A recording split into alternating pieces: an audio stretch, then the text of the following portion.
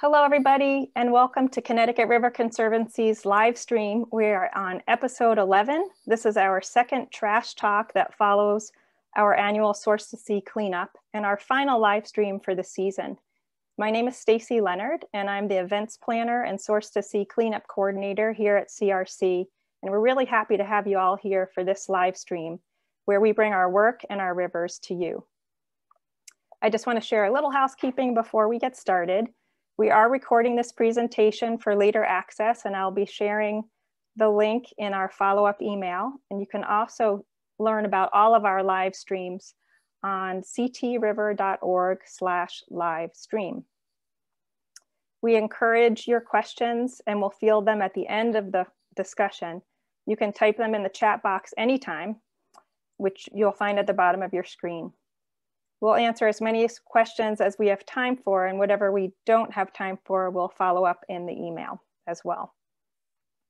As I mentioned, this is our last live stream for the season, but we'll be returning in the new year with lots of exciting new topics and presenters. And that schedule will be posted shortly at ctriver.org/livestream and on our events calendar, which is ctriver.org/events.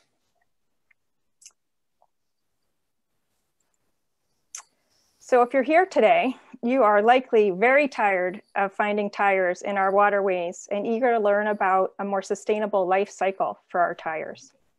Guiding us on this journey today is our host, Kelsey Wentling, CRC's River Steward in Connecticut, who will be followed by our two special guests, Tom Metzner from the Connecticut Department of Energy and Environmental Protection, or CTDEEP, and Terry Goldberg from the Northeast Waste Management Officials Association, fondly known as NUMOA. We're all eager to get started, so please take it away, Kelsey. Hi everyone, my name's Kelsey. I use she and her pronouns, and as Stacy said, I'm the River Steward here in Connecticut. So thanks for joining us today. And as Stacy mentioned, the reason you're here is because each year we have hundreds or even a couple thousand volunteers go out to our rivers and pick up trash. After 24 years of doing this, we know what's out there. And the things that we see year after year are single-use plastics, polystyrene dock floats or styrofoam dock floats, and of course, tires. So regardless of where you are in our watershed, Vermont, New Hampshire, Massachusetts, or Connecticut, these are things that we see throughout, and we're getting really tired of seeing them each year. So last Friday, next slide, I was out at Meadowbrook, which is in Hartford, just on the Windsor-Hartford line. And I actually wasn't looking for trash. Sometimes I do go out and scout around to find trash sites, but I was looking at some different attributes of a stream there. But my eyes have gotten really, really good at spotting trash in streams and in the forests, kind of like a game at this point. And lo and behold, what did I see but a tire lodged into the stream and into the woods. So not only did I see this one tire, but as I walked maybe a quarter mile through this park, I found 12 tires. And I would love to tell you that I was shocked and amazed by this sighting, but in fact, this has actually become pretty standard for me. While not every stream, brook, and tributary looks like this, we know that illegal tire dumping and illegal tire stockpiling are issues in our watershed. So clearly, people who are done with their tires need to dispose of them. They don't know what to do. They don't have a good option for recycling them or getting rid of them. It's expensive, or maybe they just don't have the information they need. To me, this is a strong indication that at the state and regional level, we need to reform our waste management systems so that each year, when our hundreds or thousands of volunteers are going out to clean up, they're collecting less and less trash and not more and more tires. So next slide. Oh, yeah. And over the last 20 years, we've collected almost 10,000 tires. And that's a pretty conservative estimate given that those numbers are reported from our volunteers and not all volunteers report their data to us. So we're tired of tires. That's why we're here today. We're learning from experts about what we can do to stem this flow of trash into our rivers, particularly the impacts of tires and what we can be doing to prevent this. So our first speaker, or before we get to our first speaker, we have a few poll questions, and there's no prereq to this webinar, so just give it your best shot. The questions will appear on your screen. You can click your answer, and we'll give about 20 seconds for each question. Our first question. Oh, sorry, someone logged into our CRC account. I'm not able to. Okay, thanks, Leaky.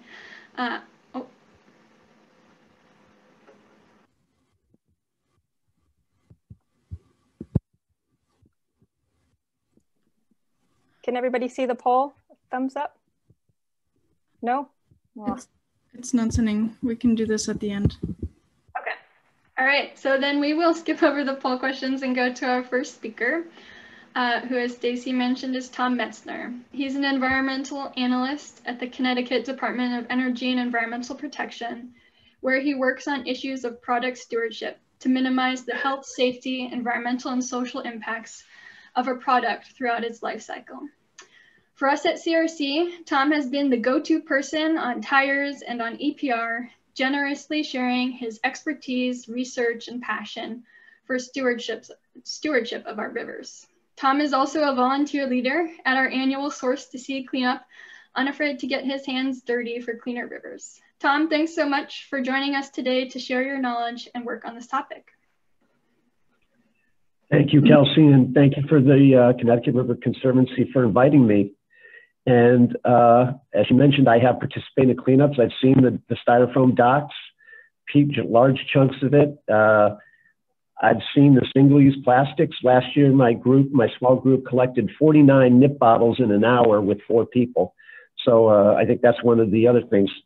But I'm here to talk about tires and extended producer responsibility. We need a better way of managing tires. And the current system isn't working. You're going to hear about how Connecticut has been managing tires, how other states are managing tires, and why EPR is a better way. Next slide, please. So here's what happens to your tires now. Most are going to pulp mills in Maine. They're processed by a company called BDS, and they're chipped to various sizes. They go to pulp mills and other places. There's some crumb rubber, a little bit of product recycling. Connecticut processors are having a hard time getting contracts for long term. The contracts in northern New England are taking up all the capacity in the main pulp mills, so it's a little tougher for the southern New England contractors. I will say that I talked to one large tire processor in Connecticut. He was getting $90 a ton in Maine. And then when the Tire to Energy plant in Sterling closed a few years ago, it went down to 30. So the demand for capacity, the demand for the markets it's a buyer's market. And there's a large geographic area for the tire capacity. Next slide, please. All right, so how can you manage, what are the management options for scrap tires? What I would call a market-based, which is us, Vermont, Massachusetts, 14 other states. We don't have tire-specific state-run programs. So tire processors collect tires and they send them to the markets where they can get rid of them. There's no state involvement. There's no state money. There's no specific state oversight other than the general oversight that we exercise for waste facilities. Then you have 33 states that have state-run programs, usually financed by a fee on the sale of tires. They license the haulers. They track where the tires go. It's a state-run program with state employees. And we'll learn a little bit more about that and why the pluses and minuses of that and why EPR is a better option. Now, no state is doing EPR. And you'll hear this term, extended producer responsibility, if you're not familiar with it. We use it currently for managing mattresses, paint, and electronics, most notably, also thermostats. It's the idea that the manufacturer assumes the financial responsibility. Now, this exists in Canada and Europe, but nowhere in the United States yet, but that's why we're here to discuss it. Next slide, please. Okay, it's important to understand these two terms, because if you deal with the tire manufacturers, they will conflate these two in an attempt to, they don't want EPR, and this is one of their major ways of confusing legislators and the public. Stockpiling means when you get a bunch of tires at one site, the landowner will take them in, probably no outlet or minimal outlet, or they speculate and they get $1 or $2 a tire and they just hold on to them. This is stockpiling. Illegal dump, so the people that bring them there think they're getting rid of them legally. Usually they think that. Illegal dumping means you're just putting them in the woods, off the highway, anywhere, just to avoid paying a fee. All right, so let's keep those terms in mind. Next slide should illustrate it a little better. Next slide, please. This is the infamous tire pond. I don't know if you've heard of it in North Haven, Connecticut. It's an old quarry pit. You don't get that sense from that picture, but that's a very deep pit, and it's filled with millions of tires. And the landowner took in $1, $2 a tire, times 4 or 5 million tires, you do the math. You know, he said he had a processing, he said he had this, it was an illegal operation, and eventually he did have to pay a fee. But imagine all the cash that he took in if you count $1 or $2 a tire for everyone who thought that that was a legal way to get rid of tires. On the right, somebody just pulled over with a truck, didn't want to pay the $5 or whatever fee for cycling it the right way. That's off I-95 in Westport. It's not like nobody noticed. You don't have to go traipse out in the middle of the woods or dump them in a pit somewhere where nobody's looking. Just dump them off. I've seen them in empty lots. I've seen them on my own drive home off the off-ramp, 20 or so tires just dumped there. So let's understand the difference between illegal dumping and stockpiling. Next. All right, so I think I've covered this. This is the extended producer responsibility is the manufacturer assumes responsibility. It's done in Canada, but nowhere in the US right now. Next slide, please. So why do we want EPR? Well, what your group is mostly interested in is illegal dumping. Why do people illegally dump? Because they're trying to avoid financial burdens. They don't want to have to pay. So if somebody pulls up with a truck and says, oh, you're a garage, I'll take all your tires for you know, $5 a piece or $300 for the whole load. You say, all right, you assume that they're going to get rid of them legally, but they take your money and then they dump them in the middle of the woods, right? So they're avoiding the fee, they're pocketing the $300 and planning on not getting caught, and probably they will not get caught.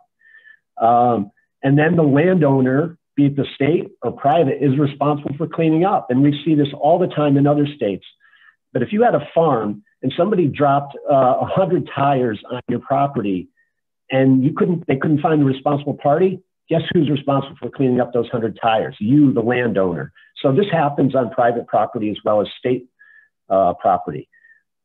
EPR eliminates the incentive for illegal dumping by building the cost of disposal into the purchase price. And there's two ways to do that. It's not really important right now. But an ounce of prevention is worth a pound of cure. Eliminate the financial incentive to illegal dump by front-loading the cost of end-of-life management. That's a fairly simple concept. In Ontario, where they do EPR, they're currently transferring that program from one stewardship organization to another. But I talked with them many times, and they said many times in many ways, yes, EPR virtually eliminates illegal dumping.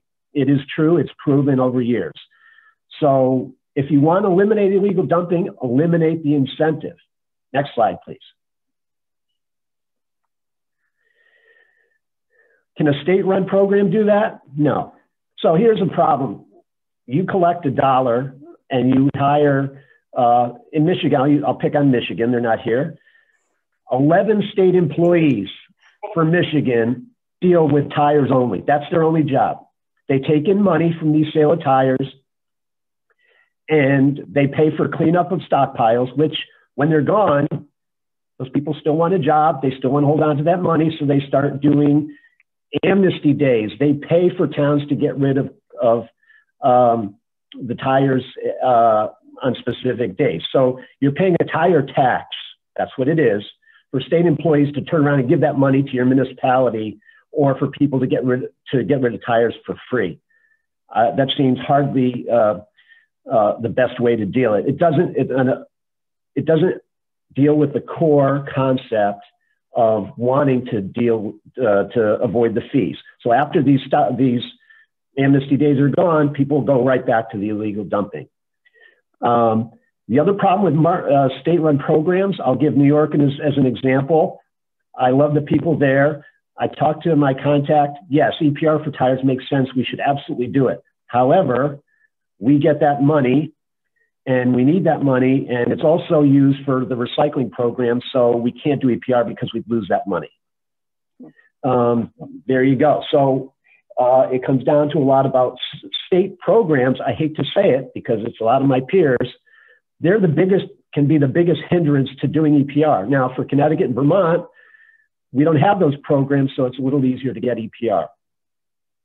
Market-based, what we currently do, however, in Connecticut doesn't also help with illegal dumping. It encourages it. I mean, because you have to pay the market, and the higher the market gets, the more incentive is to avoid it, to illegally dump. Higher fees mean more illegal dumping. Next slide, please.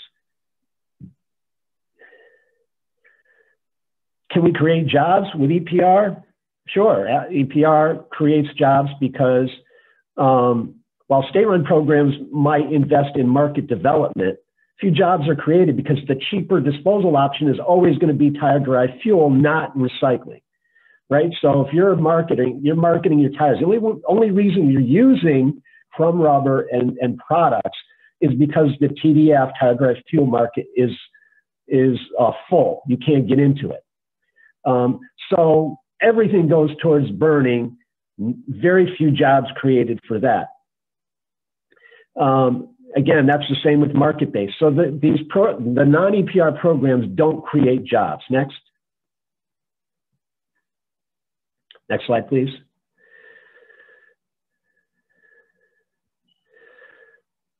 Okay, EPR limits or prohibits TDF. So if you do an EPR program, the way it typically works is manufacturers submit a plan. How are you going to manage all these tires?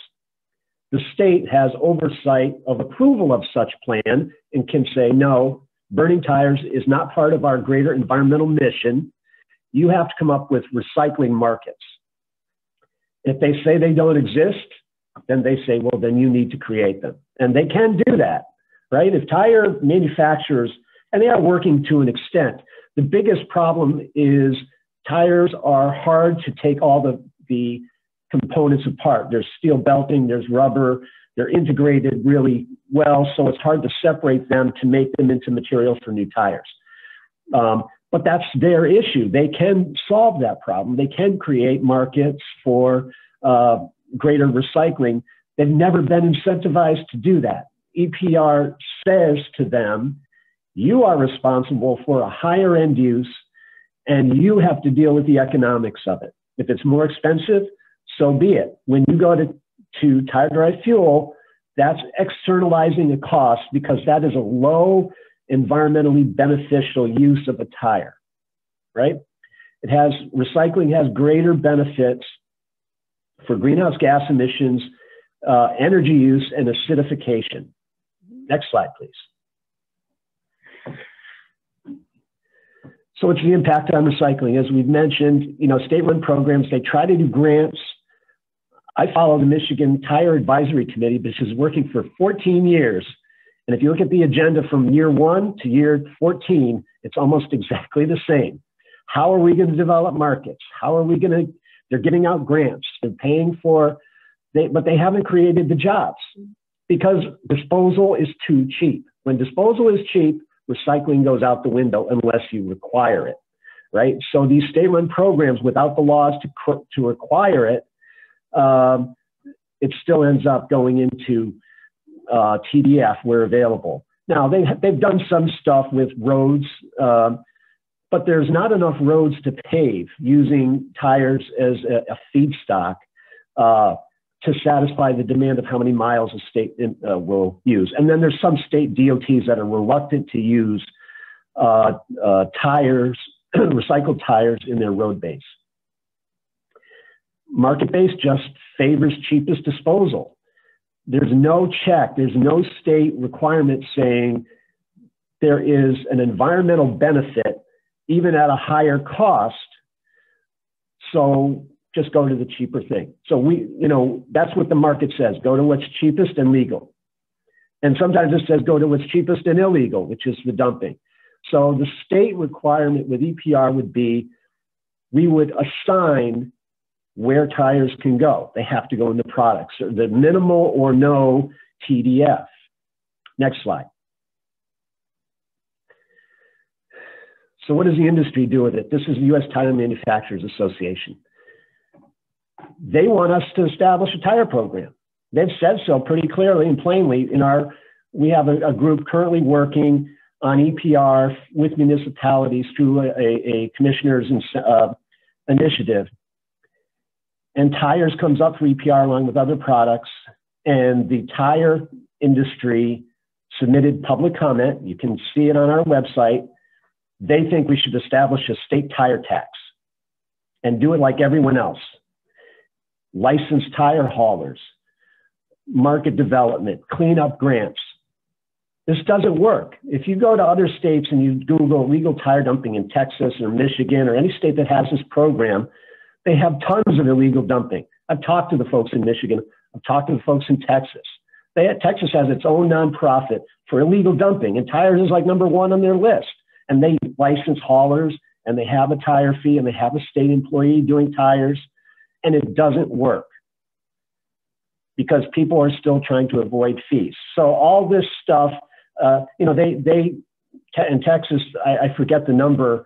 You have to pay a fee to be a licensed hauler, and the fee, the amount of money they take in, doesn't nearly match the number of people they know that are transporting tires. Next slide, please. So this is the initiative I told you about. EPR is one of the 4 groups. We have some issues, serious issues with materials management in Connecticut. And so we're trying to be aggressive on how to get more stuff out of the waste stream. And EPR is one of the 4 focus groups. It could be packaging, could be many things that EPR will get out of the waste stream. And tires has come up. And the cities are bringing this up mostly because they're seeing the abandoned tires in their abandoned property. We have a number of cases that involve the city. New Haven had very good data on the number of calls they got from people complaining about illegal tire dumping. So it is first and foremost an issue. Now, you can illegally dump tires anywhere. Most of the smaller towns, they don't see it as an issue because they haven't identified illegal dumping in their towns. But for the cities, it's much more likely. Next slide, please. So, in summary, EPR is a scrap tire management strategy. It creates private sector jobs. It promotes recycling. It's comparable in price to other management.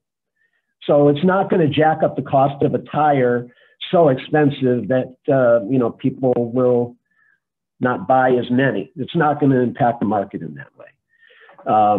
It is the best management option for better environmental outcomes, stopping illegal dumping, and creating jobs. And I think that's my last slide. Do I have another one?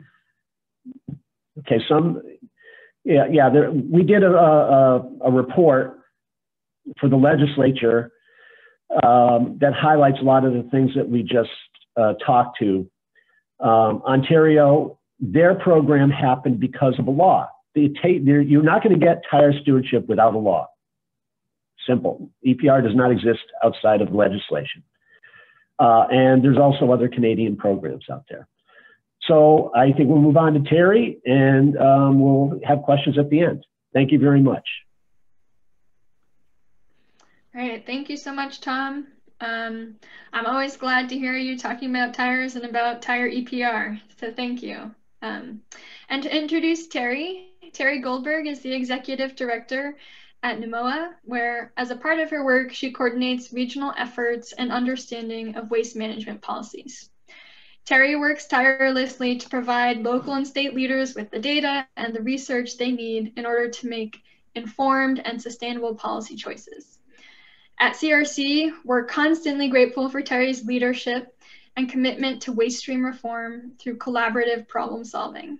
In addition to the work she's done at NUMOA, we also like to remind people, including Terry, that one of her earliest research papers looked at solid waste in the Connecticut River, and it now sits proudly in our library in Greenfield, Massachusetts. Terry, thank you so much for joining us today and for sharing your extensive knowledge on this topic. Thank you so much, Kelsey, and thank you for reminding me of many years ago the work I did on the Connecticut River, which was it was a pleasure to. It was really wonderful to be able to try to do some efforts in those days to protect the beauty and natural wonder of the river. So it's really fun to be working with you guys now.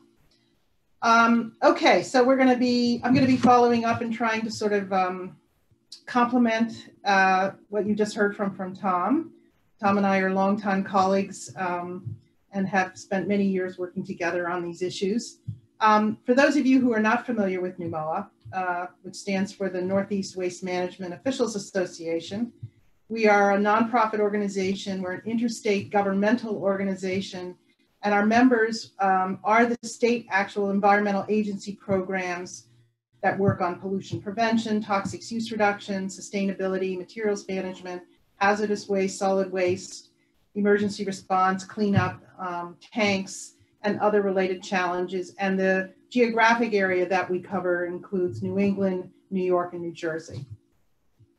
I just want to say that as sort of a caveat to my presentation that NUMOA as an organization and our members have not taken a position on tire policy.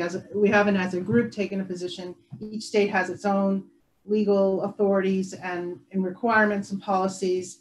So what I'm presenting to NUMOA as an organization has taken a position in, in its support for EPR as an approach, but we don't take a position on particular laws in individual states and that kind of thing. So this is, my presentation, and I'm presenting it, even though I'm the executive director, as our views on some of the value and benefits of EPR, but it doesn't reflect the particular policies or regulations in individual states.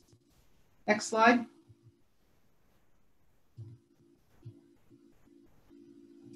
So just some basic tire facts. I think it's kind of useful. It really gives you a kind of scale of the size of this waste stream. We generate in the US a very significant number of tires every year. The sort of rule of thumb that people use in calculating how many tires are wasted every year or generated every year as waste. It's about 1 per person per year. And so, it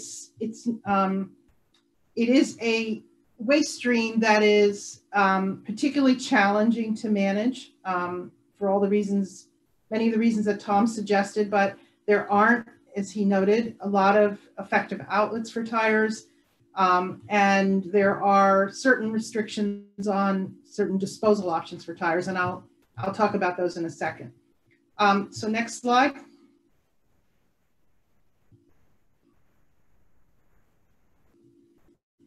So the laws in the Northeast, I just wanted to give you a sort of a sense of the fact that these laws mostly were enacted in the 1980s and 1990s.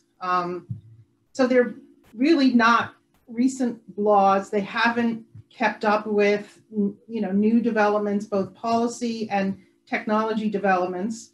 They were enacted in those days in response to the fact that there were just a significant, huge, what became illegal piles of tires throughout the region. And those piles created not just the kinds of issues that Tom talked about rather well.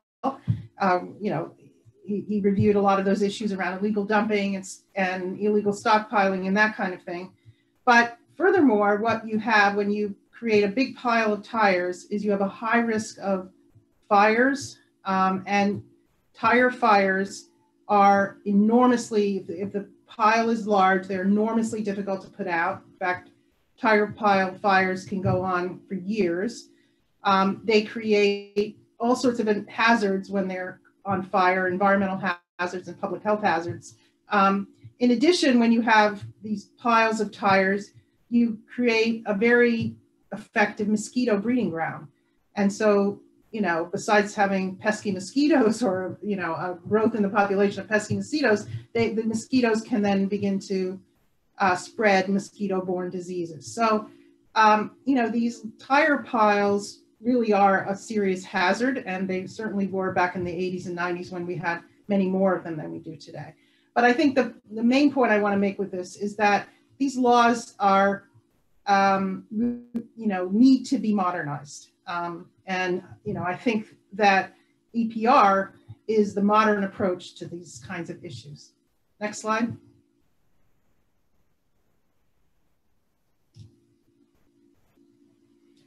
So one other point is that legally, so I guess I want to sort of emphasize the fact that, and I think Tom sort of got into this, the markets for materials like tires are regional. Tires are very heavy, as you saw in one of my first slides, or relatively heavy. So transporting them long distances is very expensive.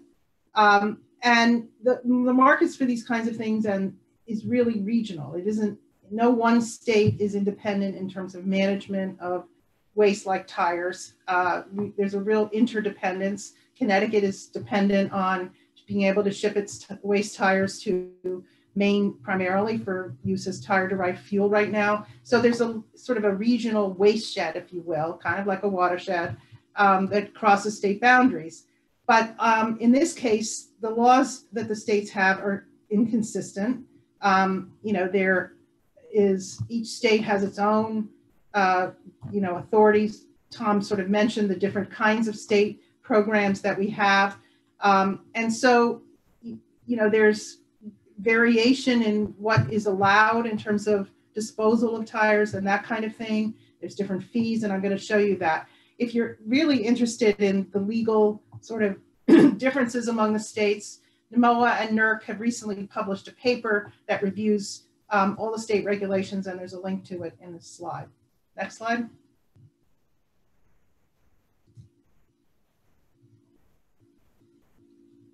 So one of the things is that states have different bans on disposal of tires, either whole tires or shredded tires. And again, the restrictions on landfilling, particularly whole tires, is pretty universal. And that is for the reasons that I mentioned. The risk of fires, the risk of creating mosquito habitat, that kind of thing. And the fact that tires within a landfill tend to float to the surface. And so they are very disruptive. They create, problems within the landfills. And so, pretty universally, there's disposal bans in our region for whole tire disposal, but shredded tires is, somewhat inconsistent around the region. So again, the fact that we ban landfill disposal of tires means that they need another outlet. Next slide.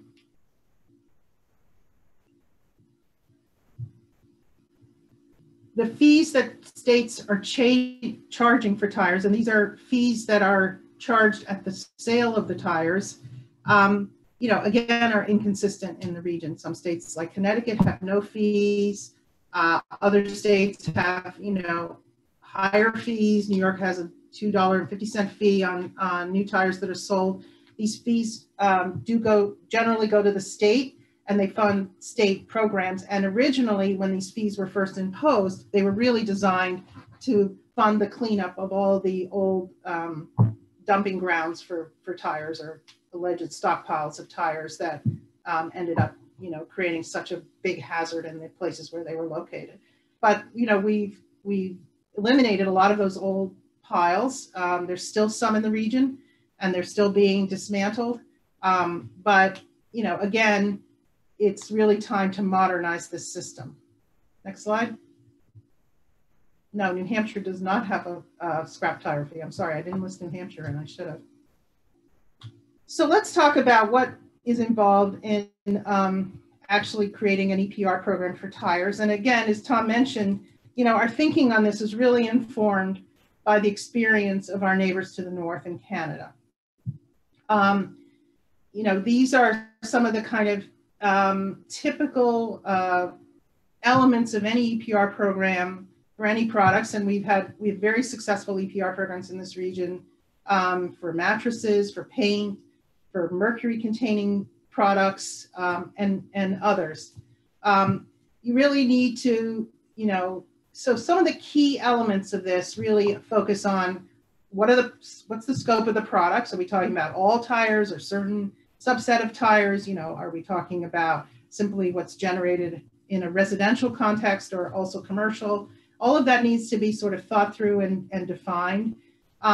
Defining really the key responsibilities of both the producers and the other parties in the sort of tire, if you will, supply chain, the retailers, the wholesalers, the processors, all of those parties in the system. What is their responsibility under EPR? What's the funding mechanism? And what are the, and I'm going to talk about that in a second and some of the options for that.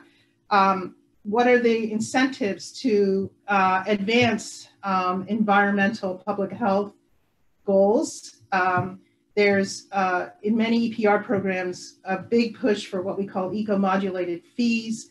And those are fees that create incentives for either using greater recycled content in the products or creating products that are more recyclable, or have other, maybe less toxics or other environmental benefits that we want to incentivize around the design of the product.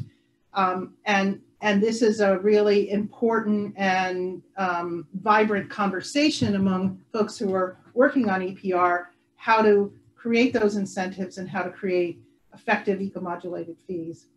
Creating some performance standards, those could be, say, recycling goals or other, kinds of standards, or, zero waste dumps, or in the future, or other performance standards that, we want to create as incentives within the EPR program for tires.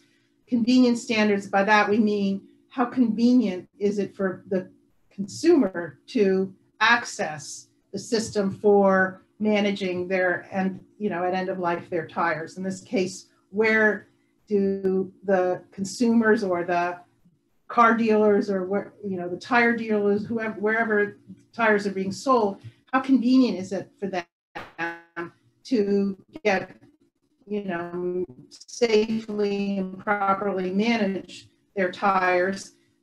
We want to make the convenience to access as we can. So built into the EPR programs frequently is a convenience standard that sets a goal for how convenient outlets should be, maybe a certain distance to residents, or spread throughout the state, maybe a targeted number of outlets. But that's a critical part of this to make the system work effectively. The stewardship organization, and by that we mean usually manufacturers want to work together to create one organization or one or more organizations, depending again on how the law is structured, to actually facilitate and manage the whole system of collecting, processing, recycling, handling of the waste materials. Outreach and education is, of course, very important. Next slide.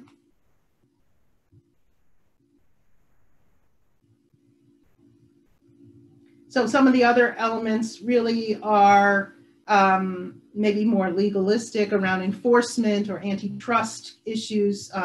But under all of these programs, the Manufacturer Stewardship Organization, or sometimes they're called PROs, Producer Responsibility Organizations, usually what they're required to do is develop a plan, or a stewardship plan it's often called, which they submit to the state agency. In this case, in Connecticut, it would be Connecticut DEEP, that lays out how the system is going to work, how they propose and plan to operate the system, what their collection system will be, what their recycling outlets will be, or their other ways of properly managing, how will they conduct education and outreach, how will they do all the elements that they need to do to implement this requirement and meet the standards that are set out in the law.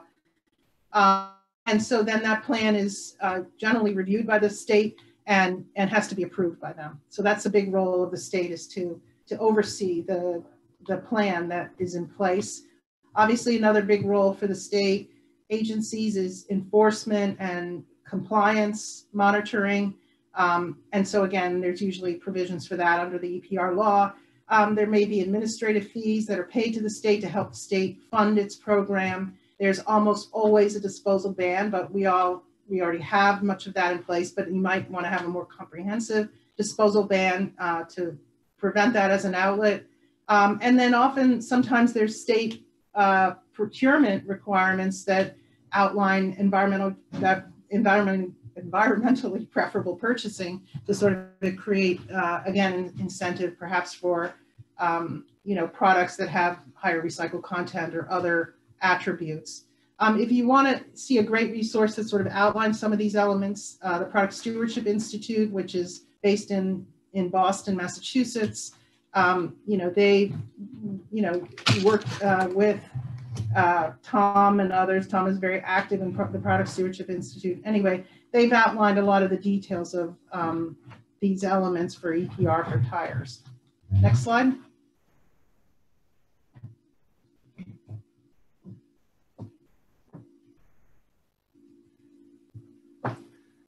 So one of the big questions when you think about EPR is, how will the system be financed? There's sort of two broad categories of financings for these systems that we think about. One is what's called an eco fee, or frequently it's called an eco fee. It's basically a fee that is charged at the sale of the product. We have now some states, as I showed you, fees on the sale of tires. Usually these kind of eco fees are based on, some estimate of a reasonable estimate of what's the cost of the whole system, and then how do you allocate that to, each of the tires that are sold. Those fees are then charged at the sale. Then those fees are, transferred to the stewardship organizations, and then that's how the system is funded. The system for EPR for paint has an eco fee. It's a visible fee at the sale of the paint. Connecticut has that program, so does Rhode Island and Vermont. There's also the other option of what's called cost internalization, and that is simply then a mandate on the manufacturer that they figure out what the system is going to cost, and then they adjust the cost of the product to accommodate those additional costs that they have to bear, and then they are responsible for paying, the stewardship organization their share of those costs. That cost internalization is simply an adjustment that the consumer pays when they buy the product, but it isn't a visible fee on the sale of the product, and it isn't necessarily a standard fee across manufacturers. Under both systems, manufacturers are responsible for the collection, transportation, recycling, et cetera. It's just a matter of how that cost is borne by the consumer. So none of these costs, none of these fees are going, directly into a government program. However, that I just want to make that clear. It's going to the PRO or the stewardship organization, and if there's administrative costs that the program has to fund, for the state, then the stewardship organization is funding those costs in the agencies.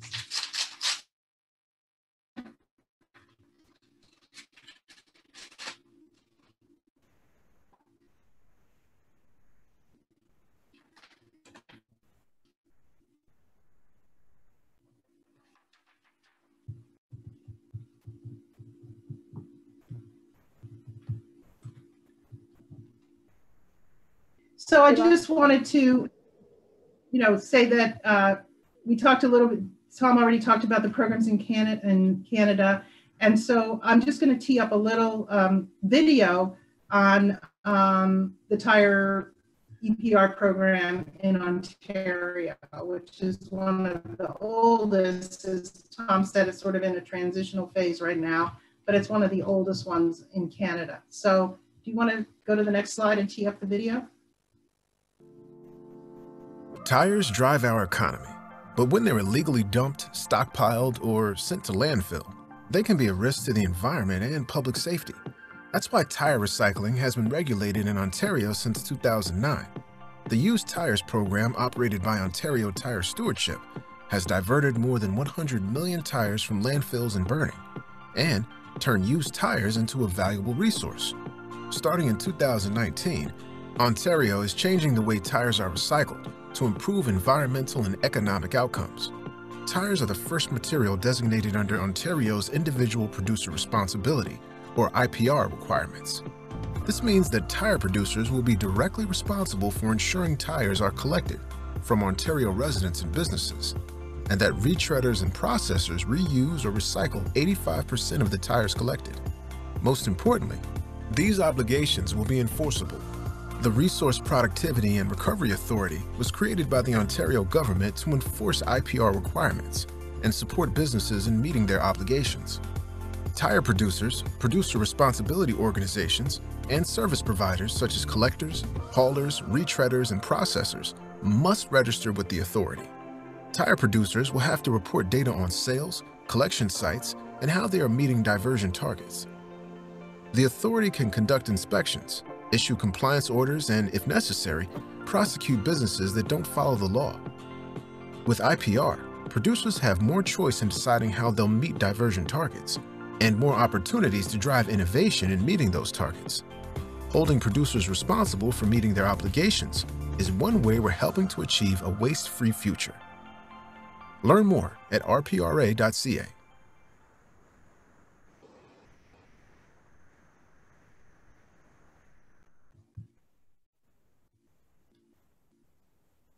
So thank you for having me join you today. I'm going to answer questions. Looking forward to your questions.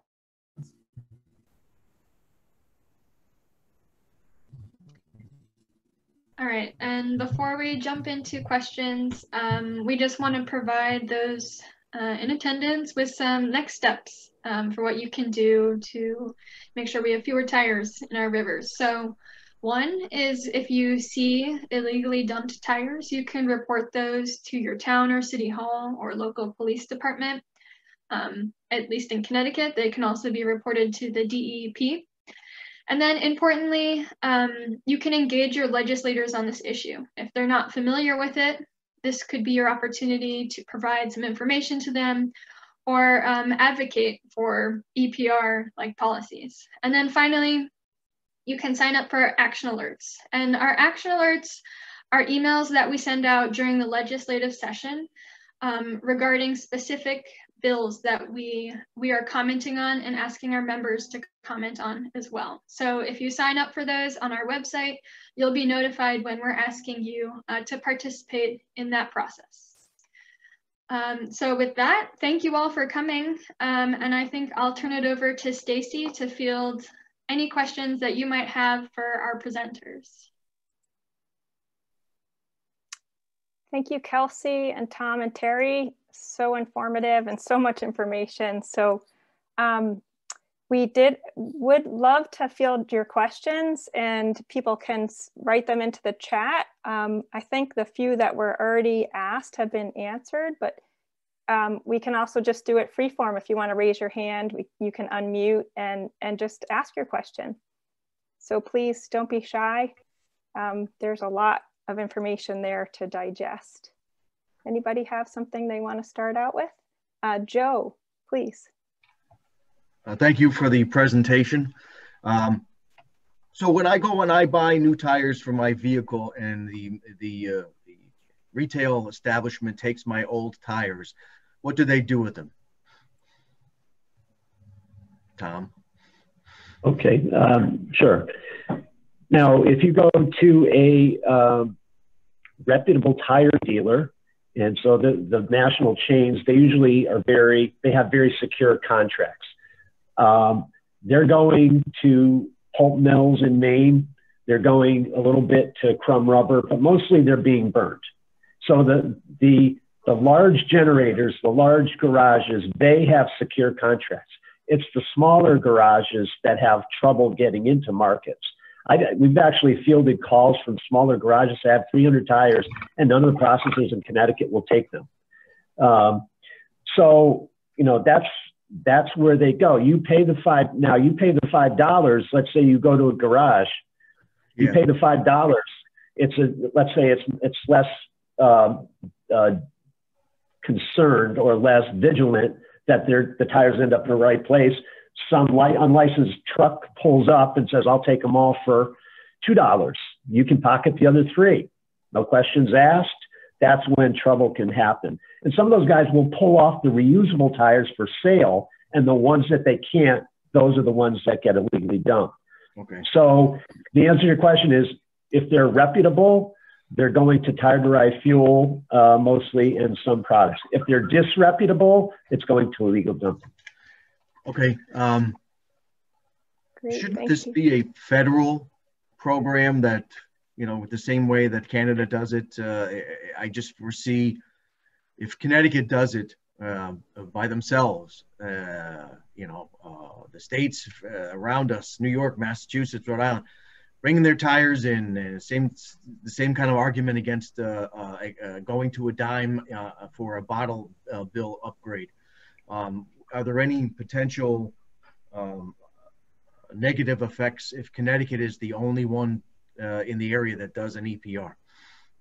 Let me just clarify something. The Canadian program is province by province. It's not a national, in Canada, but it is growing and more universal because each province is implementing it. Tom, do you want to take on the sort of neighboring state issue? Yeah.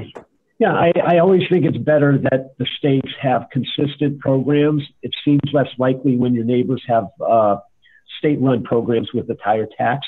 I will say this, Connecticut has a mattress program. You can get rid of a mattress for free. In Massachusetts, it costs money. We have observed some, fairly small amount, but some transfer of stuff across the border from Massachusetts to Connecticut, leave it on the street, gets picked up. That can happen, but we don't see it in any great numbers, right? So I would say that's not likely to happen, but it is possible. So that's the best program is to have states consistent. Trying to get something done at the national level is just not going to happen. EPR laws almost always and consistently will happen at the state level, not the national. Okay. Great, thank you. Sorry, I think we may need to move on to some other questions. Joe, I'm sorry to cut you off, but can we'll look at a few other people who have asked questions and come back to you, Joe. If you want an EPR bill, I would suggest someone getting in touch with me in Connecticut. Thank you. Thank you. Rob asks, is there an end date for Maine's burning of tires? I believe I heard that on a previous CRC presentation. I'm not aware of what that might be. I don't know. Anyone from CRC? It's not ringing any bells with me. I'm not sure.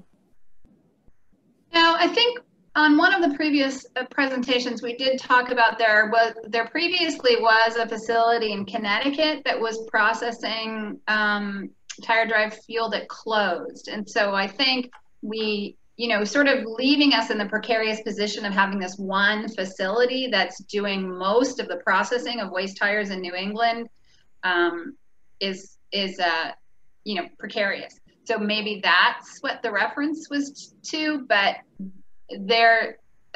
we have no reason to believe that they're going to be stopping doing that anytime soon.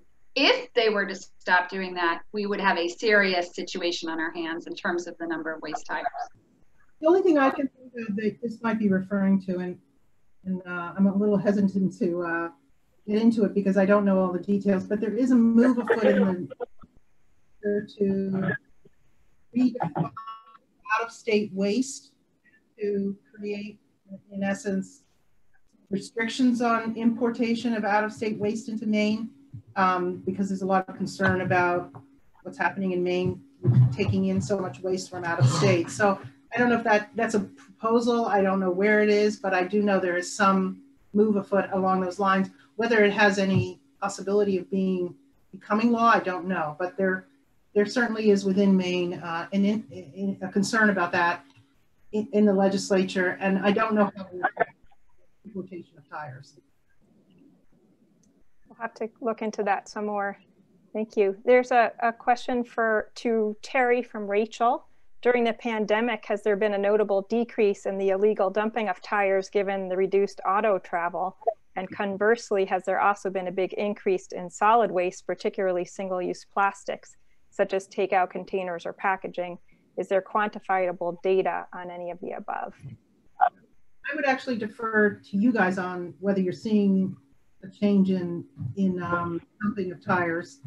I would say on waste in general, what's happened is the amount of residential waste has increased, but the amount of commercial waste has decreased because we have much less, activity in restaurants and retail and that kind of thing. So on balance, actually, the overall quantity of municipal solid waste, I don't think has gone up during the pandemic. It's just where that waste is generated has shifted to some extent. I don't know, Tom, do you want to comment on this more? What you guys are seeing in Connecticut? Yeah, I don't have any data on the tire issue, whether there's more or less. Illegal tire dumping data is really hard to get because what typically happens is somebody will legally dump 30 tires. The property owner will pick it up.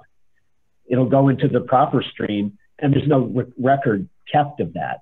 That's what's so hard to generate interest on, is we can't quantify the illegal dumping issue. So I can't tell you if it's gone up or down or will. I wonder if Kelsey or Kathy would like to share about our tire dating process. It seems like the crowd that might be interested in participating. Sure, I can touch on that briefly. So we've been talking about our Source to Sea cleanup, which is our annual cleanup of the river. And during that process, I think a couple years ago, maybe I should let Kathy talk about this, but we were told that from the tire industry that tire dumping is a historic issue, and it's not something that happens today because we've solved that problem. So in turn, what we've been doing is trying to engage our volunteers to read a code that's printed on all tires so that they can establish the date in which it was manufactured. And this would give us then the data to come back to the industry and say, actually, these tires are being dumped up until today. So that's what we're trying to get at with dating these tires. And as Tom mentioned, it's really hard to get data on illegal tire dumping, and it's even hard to get data from our volunteers who are cleaning up those tires. So we're doing our best and trying to get more of that information.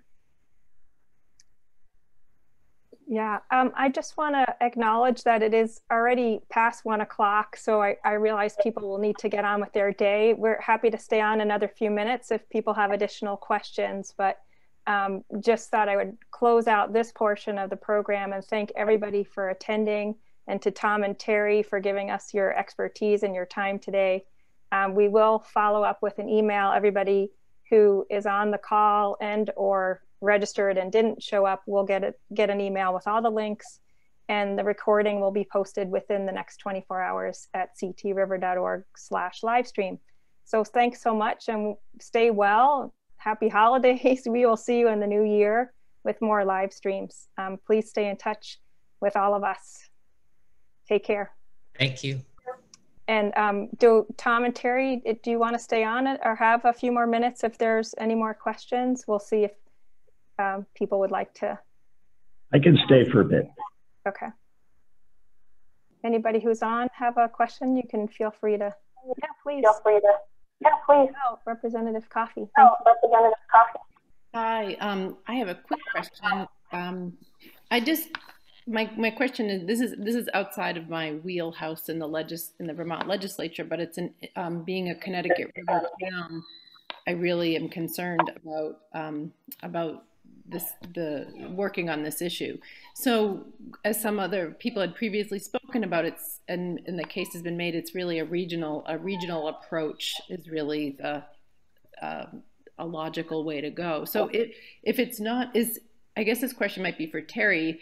Does that fall within your work with NUMOA? Like, you're working with the various state agencies across the Northeast. Is it something that could come out of your work that we could help carry into the legislature, or is there not agreement about an approach, or how could we move it forward as a regional effort? I guess is my question. That's a great question, and we have and are working on examples of what you might call sort of model legislation, or sort of a set of options that states might consider adopting. As a legislator, you know that the legislatures tend to want to, do their thing. So what we've often done is tried to sort of create a model or a sort of menu of options for state legislatures to consider. There are certainly other organizations that do that kind of coordination. And it's usually in our case when our members, which are the environmental agencies in the states, really have a commitment to working together to solve a particular problem. That commitment is often motivated by, pressure from their legislatures. So, it sort of works hand in hand. But, we take our members, and if they want to work together on, some kind of regional approach, then we'll do our best to facilitate that. And just as a follow-up, do you sense that there is some consensus around models for New England and the Northeast?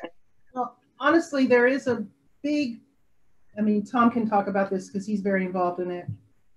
The sort of focus right now of a lot of the conversations around EPR in the region is focusing on packaging and paper products, quite honestly, because for all sorts of reasons, which this is not, the focus of this conversation.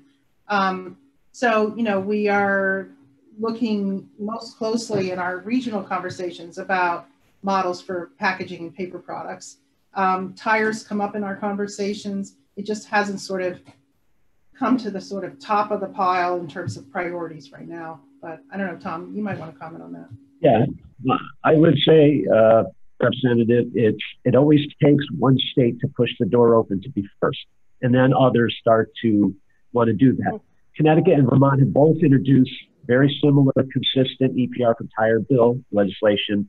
It hasn't gone anywhere.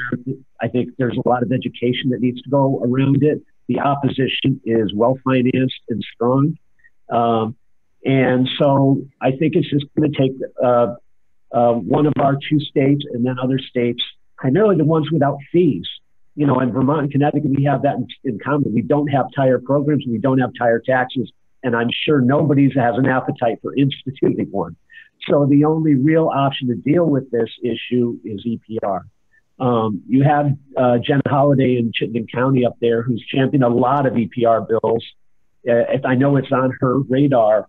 I think what it takes is strong legislative leadership, somebody that can champion the bill, that's willing to run a state bill, and then get it through and get the attention it deserves. So it's a hard push because of the opposition, but I'm sure we'll try again. And please let me give credit to CRC for pushing this bill in Connecticut. Even when the department didn't, they did.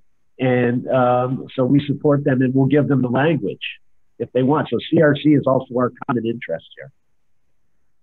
Yeah, I would say our experience is that the push for these laws isn't the environmental agencies. It's largely coming from, you know, the advocacy community, environmental, local communities, municipalities, who really feel the brunt of these waste streams and have to shoulder the burden of dealing with them. That's where the push comes from. And I would agree with you that having one state sort of move forward and enact something really creates a model and an example for other states to follow. And that's important. Yeah. Thank you both. That's very helpful. I represent 2 small communities, but I have 5 private haulers in my district. So the issues around waste management are very real in a community where we don't have municipal, you know, services and things like that. So I'll just let you know I'm interested in being part of this conversation. Great. Wonderful. Great. Thanks for being here. I see a question from Jan. It sounds like there's not enough demand for recycling. So what happens if tires are not wanted? And so I assume it's the producers who are against the EPR. Oh yeah, it's the producers. So you saw in the video that Terry showed that the law says you can only TDF 15%, and I'm sure that over time they're going to ratchet that down. So they tell the manufacturer, the reason that it doesn't go into products is not because it can't or there's no demand, it's because TDF is cheaper. It's cheaper to burn it, that's where it's going to go. So if you take TDF off the table, you make the other recycling options financially more viable. I mean, we had at a public hearing, we had a guy that makes a product called FlexiPave, which is a porous pavement substitute. He said, if you pass EPR, I'll have 100 jobs in your state tomorrow. He can't compete with TDF. He has a very good product. He's going to have jobs, and we still couldn't get it through, which is unfortunate. So if you take TDF, tire derived fuel, off the table, then the other options become more competitive. And that's a matter of when you go to TDF, you're externalizing the costs associated with a lower end use, right? You're not letting the better one compete financially with the lower end one. And that's where EPR and the state's responsibility comes in. So one thing I want to add to this. Yesterday, NUMO and our organization,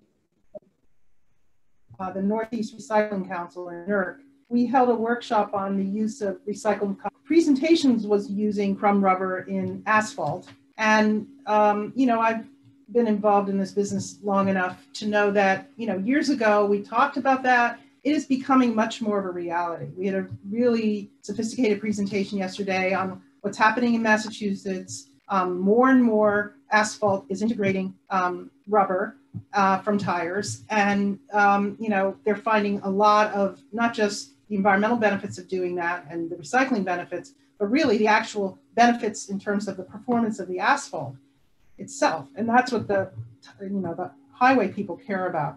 So, you know, I was really encouraged by listening to that presentation about the prospects for this going forward. So I think, as Tom said, really with the right incentives, you know, we can really expand the recycling markets for tires. The other point I want to make is the other parties in sort of the waste tire supply chain, like the processors, the haulers, and that kind of thing. I think one of the things in fashioning these laws is to make it clear that that the producer responsibility or the stewardship organization should be working with the local haulers and the local processors and that kind of thing, because they're worried that under some kind of EPR system, they might be cut out of the market that they've established. And I think, you know, it's important to sort of make it clear that the system will really utilize their services, keep those jobs in the state, keep those businesses whole, and that will lessen their anxiety and concern and opposition to any EPR proposals, because they can also be strong voices in any legislative discussions about EPR approaches. And so I think working with them to understand their interests and what their perspective is also important in this whole, you know, thinking about this. Wow, well, it's a lot. We should probably let everybody take a break. Really, really appreciate your time and ideas. And we should probably end it there, but I do have one more question. If you two have a minute.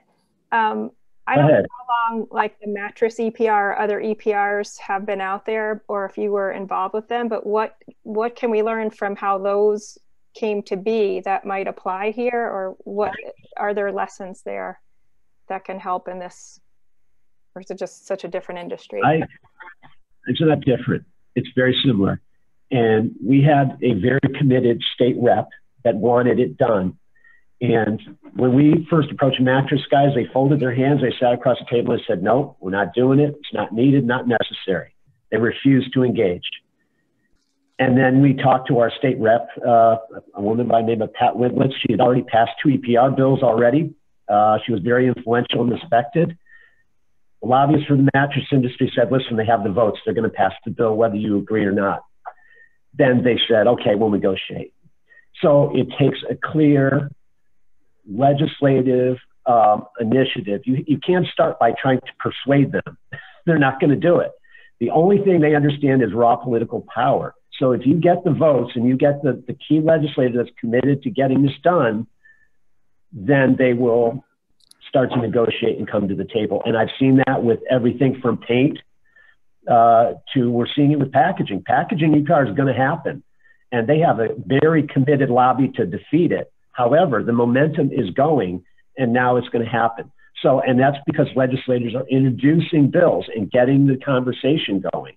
So the lesson from mattresses and paint is get a bill, get a strong advocate, and move it. Well, the advocate for tires is the new Speaker of the House.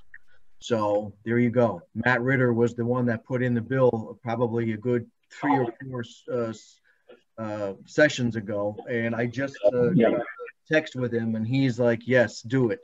So there is your advocate. Nice. It's gonna be me. I'll put the bill in, but you know, if you tell you what does Joe Gresko have to say, everybody would leave the Zoom meeting. So but when you got a Speaker of the House doing it, you know, and I'm just the medium of which he's doing it, we had a shot at this. Great. Get me the language and we'll go from there. Wonderful. Great. And that's, I mean, I think Sarah would be willing to introduce it. There's also a representative in my district that's on our transportation committee in Vermont. And then there was also another legislator in New Hampshire that seems like she might be interested. So, you know, perhaps we start with the same language and we just try to get it introduced in all 4 states this year and see what happens. We did have an aide from Representative Sabadosa's office in Mass on this meeting. She didn't speak up, but so thanks, Joe. Great. So we can follow up with our legislators from our end too, and share this recording and get some momentum going. All right, that's the most positive news I've heard in a while. Thank you all so much. Thank you. Yeah, thank you. We'll see where we can go with this. Thanks, Kelsey, and all the CRC. Joe, anyone else who's left, we're going to say goodbye now. Okay, thanks so much. Bye, thank you. Are we staying on for let's jump. I think we should jump onto Teams so that we could end this recording and okay. Yeah.